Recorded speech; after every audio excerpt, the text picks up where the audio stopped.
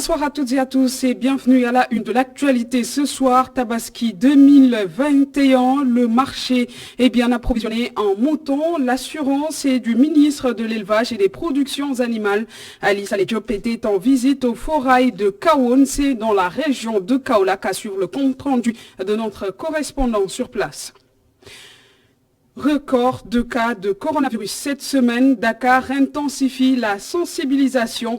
72 heures de sensibilisation au respect des mesures barrières et en faveur de la vaccination sont lancées par les autorités publiques et les relais communautaires. Respect des règles d'éthique et de déontologie. Le tribunal des pairs du CORED rappelle des groupes de presse à l'ordre. Le CORED dénonce un traitement déséquilibré de l'affaire opposant la TFM à la 2STV. Des médias également épinglés pour propagande des activités politiques du leader de Gunsabop, Bougane Gueye Dany. Le doyen Abdoulaye Diaw honoré aujourd'hui, une rue porte désormais son nom, le Sargal. Abdoulaye Diaw a officiellement démarré ce matin en présence des autorités sportives et politiques, assure le compte-rendu de Saïkou Seydi dans cette édition.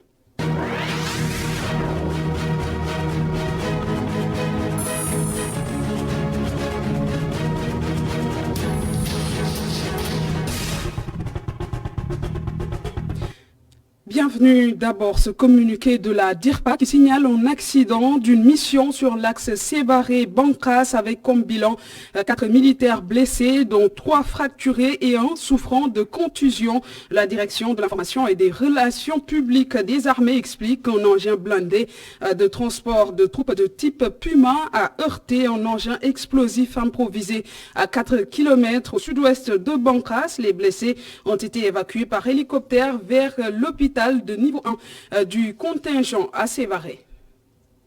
Et je vous le disais tout à l'heure, Tabaski 2021 au Forail de Kahone, c'est dans la région de Kaolack. Les prix du mouton varient entre 60 000 et 300 000 francs CFA. Le ministre de l'élevage et des productions animales rassure également quant à l'approvisionnement du marché en mouton. Cette année, sur le plan sanitaire également, toutes les mesures sont prises. Le compte-rendu signé à Damassar. À quelques jours de la célébration de la fête de l'Aïd à Kaolack, le prix des moutons varie entre 60 et 300 000 francs CFA. Le ministre de l'élevage et des productions animales est venu s'enquérir de la situation. Ici à Kahone, nous avons constaté des prix qui vont de 60 000 à 300 000. La moyenne semble être autour de 100 000 et c'est important. Le ministre de l'élevage et des productions animales se dit satisfait car le marché est bien approvisionné. Le niveau d'approvisionnement, comme vous l'avez constaté en même temps que nous, ce niveau-là est très satisfaisant. Je pense que les opérateurs eux-mêmes, ils ont affirmé ici que le nombre de moutons constatés à ce jour est supérieur à celui de l'année dernière. Et si l'on sait que l'année dernière, il y a eu un excédent, ça donne un peu une idée effectivement de l'état de l'approvisionnement en mouton. Sur le plan sanitaire, toutes les mesures sont prises par les autorités du ministère de l'élevage et des productions animales. Nous sommes tenus dans le cadre également de l'application de la politique sanitaire de veiller à ce que les moutons qui rentrent soient inspectés. C'est la raison pour laquelle vous avez tout à l'heure un agent du ministère de l'élevage, là où les bêtes en tout cas étaient en train de décharger, de les examiner. Parce que c'est normal, nous, au niveau national, au niveau du ministère de l'élevage, nous menons chaque année une campagne vigoureuse de vaccination pour préserver notre cheptel. Donc c'est normal que quand il y a un cheptel additionnel qui vient, qu'on puisse prendre les mesures nécessaires pour pouvoir les inspecter et voir dans quel état sanitaire ils sont. À Kahone, l'un des points de vente d'attente de moutons pour la Tabaski, la gendarmerie veille au grain pour assurer la sécurité des personnes et des biens. Lutte contre la Covid-19, la recrudescence des cas de contamination au quotidien inquiète les autorités publiques. Plus de 1490 cas positifs ont été enregistrés en une semaine. Et pour renverser cette courbe ascendante de la pandémie, 72 heures de sensibilisation des populations au respect des mesures barrières, mais aussi à aller se faire vacciner, vient d'être lancée aujourd'hui par les acteurs de la santé avec l'aide des relais communautaires. Seynabou Babou et Seydina Mbaye. Vous remercier 72 heures consacrées à la région de Dakar dans la lutte contre la Covid-19. 1498 cas de contamination recensés en l'espace de 5 jours. À cela s'ajoute l'apparition des nouveaux variants, une situation qui inquiète les autorités. Par la suite, nous passerons aux admissions. Certainement, le taux ou la proportion qui concernerait Dakar doit avoisiner les 90%. C'est dire donc que les acteurs de Dakar doivent une fois encore se lever comme un seul homme et faire face à cette attaque virulente et fulgurante de la Covid-19. En cette période de préparatifs de la Tabaski, les marchés sont bondés de monde. Le président de l'association des relais communautaires craint le pire pour les populations et sensibilise sur le respect des mesures barrières.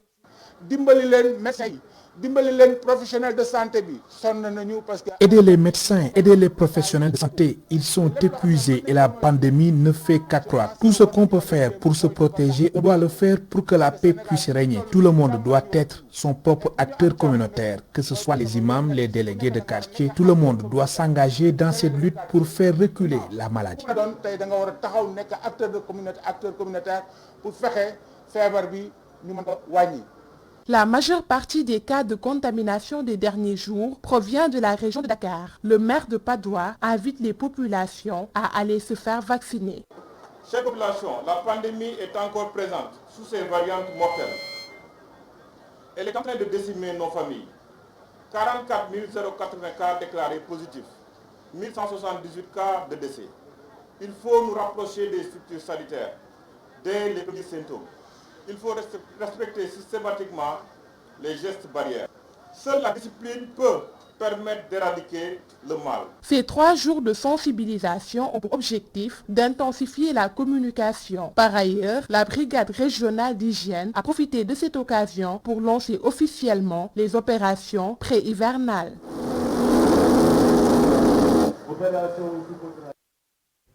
Et justement, ces 3 jours de sensibilisation coïncident avec le lancement officiel des activités pré-hivernales. Des opérations de désinfection et de saupoudrage sont prévues d'après le médecin colonel Maodo Malick Diop. Il souligne que toutes les mesures seront prises pour le bon déroulement de la campagne hivernale en ces temps de pandémie. Il est au micro de Mame Seynabou Bab. Comme vous l'avez dit, comme à l'accoutumée, chaque année donc, nous procédons à la campagne hivernale, n'est-ce pas, de gestion des inondations et de lutte aussi contre les maladies, n'est-ce pas, liées à l'hivernage. Comme vous le savez, pendant l'hivernage, il y a une prolifération, n'est-ce pas, de vecteurs, n'est-ce pas, de maladies tels que le paludisme, tels que le dengue, les maladies diarrhéiques. Donc ce qui a fait que nous avons voulu lancer, n'est-ce pas, cette campagne-là et le faire, n'est-ce pas, avec mon partenaire qui est le SNEPS. Je salue vraiment M. Baragay, le directeur du SNEPS. Nous travaillons vraiment la main dans la main.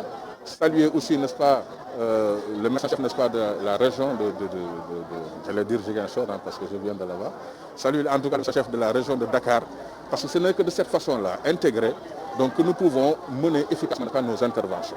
Donc comme vous l'avez dit aussi, ça coïncide avec une recrudescence des cas de Covid. Et durant cette campagne-là, effectivement, nous allons faire des opérations techniques de saupoudrage. Ça, c'est pour vraiment réduire la longévité et la densité, n'est-ce pas, des vecteurs, le couplet, n'est-ce pas, avec des délarvations. Donc nous allons délaver, n'est-ce pas, tout ce qui est bassin de rétention. Nous allons faire la délarvation au niveau des canaux, n'est-ce pas, à ciel ouvert, n'est-ce pas, tout ce qui est flaque d'eau. Nous allons aussi rentrer, n'est-ce pas, dans les espaces recevant du public, n'est-ce pas, pour la désinfection, parce que comme vous l'avez vu tout à l'heure, donc vraiment avec l'augmentation des cas de Covid, donc on va vraiment coupler ces activités-là de désinfection et de désinfection. Et puis l'État du Sénégal et la Team Europe ont signé un accord pour la construction d'une usine de fabrication de vaccins anti-Covid-19 et d'autres maladies endémiques au Sénégal d'ici juillet 2022. Une manière pour notre pays de faire face à l'inégalité dans la distribution des vaccins. Les précisions d'Amadou Hott, ministre de l'économie, du plan et de la coopération au micro d'Ami Diouf.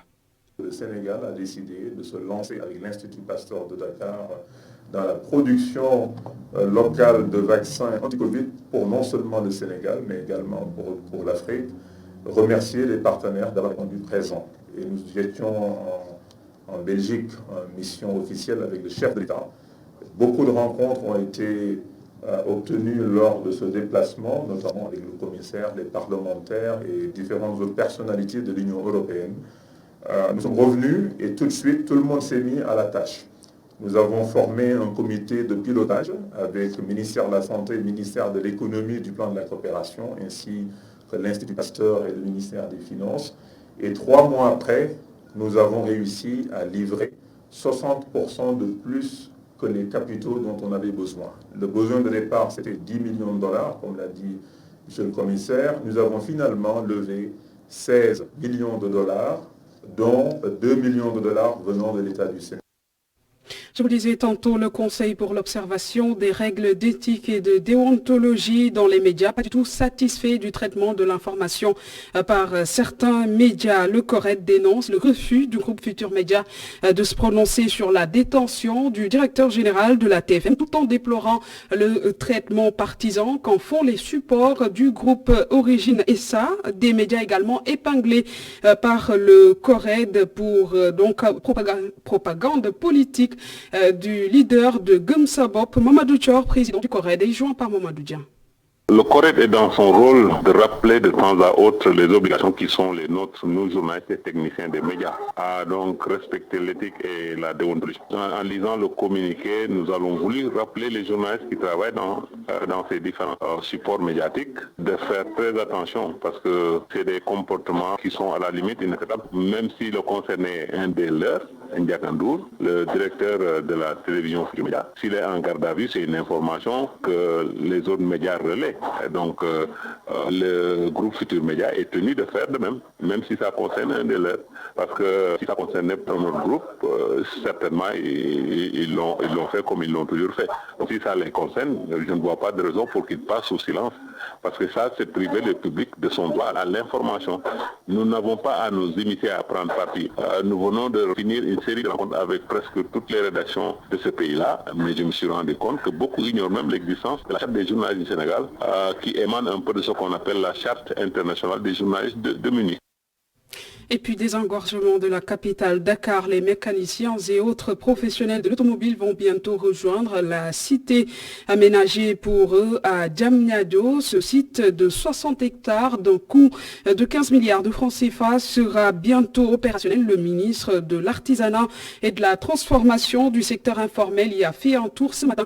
Le voici donc, Dr Papa Madundiaï, au micro de Babacar Seck. Aujourd'hui, avec l'ensemble des acteurs, nous avons regardé un peu l'état d'avancement des travaux.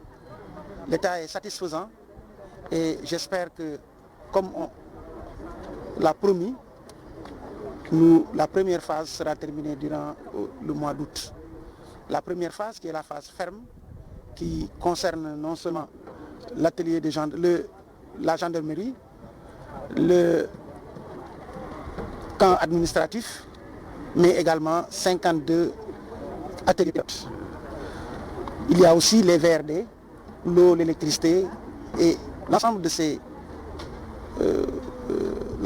travaux ont pris un avancement qui est relativement satisfaisant. C'est pourquoi nous remercions également l'AGETIP, qui est le maître d'ouvrage délégué, l'architecte ici présent, qui n'ont ménagé aucun effort avec l'entreprise qui est l'entreprise Jetran. Et ensemble, nous allons essayer d'accélérer encore un peu la cadence parce que l'hivernage se rapproche, les demandes et les doléances sont là et j'espère que l'entreprise fera encore des efforts supplémentaires pour aller encore plus vite. Et dans le cadre de la modernisation des transports routiers, la région de Saint-Louis a bénéficié de 25 minibus climatisés. Ces bus remis aux transporteurs de la capitale du Nord devront remplacer les voitures dites 7 places. Les précisions du ministre des Infrastructures, des Transports terrestres et du désenclavement, Mansour Faye, au micro de Matarsek et Momar Alisnian. Aujourd'hui, nous allons procéder au voyage inaugural de Saint-Louis, de Dakar, en empruntant les minibus une quinzaine de places mis à la disposition des acteurs du transport par le concours non seulement de l'État, mais aussi par Mectrans et les acteurs. Un programme important qui rentre dans le cadre de renouvellement du parc des véhicules de l'urbain et de l'interurbain. J'ai décidé, comme un simple Sénégalais, de faire ce trajet avec l'ensemble des passagers qui prendront part à bord donc, de ce véhicule. Ce programme important, initié depuis 2005, a vu son envergure prendre un volume important à partir de 2012 avec l'avènement du président Macky Sall. Aujourd'hui, c'est l'urbain, c'est l'interurbain, avec 200 minibus qui sont mis en circulation et qui desservent pour le moment 3 régions, ou 4. La région de Dakar, la région de Saint-Louis, la région de Diourbel et celle de Thiès. Un programme important qui va permettre le changement radical de l'ensemble, en tout cas, des moyens de transport qui ne sont plus, de façon, en état de sécurité. La responsabilité sociétale des entreprises désormais mieux encadrée, un panel de 2 jours sur l'engagement sociétal des entreprises se tient à Diamniadio. Cette rencontre devra permettre aux différents acteurs d'engager des réflexions pour que la loi relative à l'orientation de l'économie sociale et solidaire soit désormais opérationnelle. Zahra Yancham, ministre de la microfinance et de l'économie sociale et solidaire, au micro de Babacar Seck. C'est un panel qui vient à son heure dans la mesure où Monsieur le Président de la République a promulgué depuis le 15 juin la loi d'orientation relative à l'économie sociale et solidaire et dans laquelle loi, parmi les innovations majeures contenues, nous avons l'encadrement de la RSE. Au-delà de tous les avantages qui seront dorénavant attribués aux acteurs de l'économie sociale et solidaire. Donc pour le rappeler, les acteurs de l'économie sociale et solidaire, c'est les coopératives, c'est les mutuelles, c'est le secteur informel et c'est bien d'autres structures. Donc aujourd'hui également, l'innovation de cette loi, c'est que dorénavant la RSE part d'un statut libre, puisque la RSE est volontaire, à un statut orienté. Comment tout cela doit se faire? Aujourd'hui, nous avons jeté les bases de la réflexion avec les différents acteurs. Il y avait le secteur privé, les collectivités, les acteurs eux-mêmes et les institutionnels. Donc c'était vraiment un moment important qu'il fallait faire. Nous allons maintenant toujours dans le cadre de l'opérationnalisation de la loi élargir cette campagne de vulgarisation, d'appropriation et de mise en œuvre concertée avec les acteurs. Un astéroïde, lui, porte désormais son nom, vous l'aurez deviné, il s'agit de l'astronome Maram Kairé. Il a accordé sa première interview à ITV. Il revient sur le projet du premier satellite au Sénégal, mais également sur la nécessité d'introduire l'astronomie dans le milieu scolaire. Maram Kairé, astronome, est au micro de Khalifa Diakhaté. Professeur Mary Teuw Niane bi mu nekkee ministre de l'enseignement supérieur dénkoon na ma projet boobu noonu. Professeur Mary Teuw Niane m'avait confié le projet quand il était ministre de l'enseignement supérieur. Le 14 janvier 2019, nous avons signé avec Ariane Group et le Centre spatial de France pour le premier satellite sénégalais. Il m'avait confié le projet. On avait planifié ce satellite pour fin 2021, mais Mary Teuw Niane a quitté l'enseignement supérieur et ça n'a pas abouti.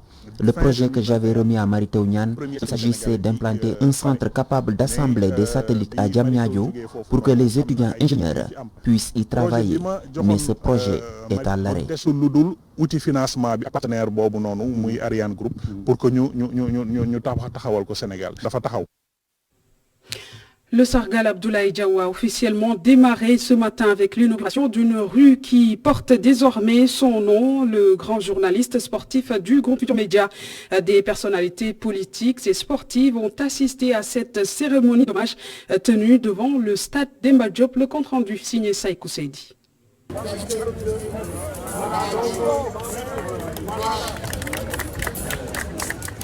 Il faut l'appeler désormais rue Abdoulaye Diaw. Un geste du maire de cette commune pour rendre hommage aux confrères du groupe Futur Média. Aucune rue n'a encore été baptisée dans la commune de Sicap Liberté. D'autres suivront et l'histoire retiendra. C'est Abdoulaye Diaw qui est le précurseur. Voilà donc un fait inédit.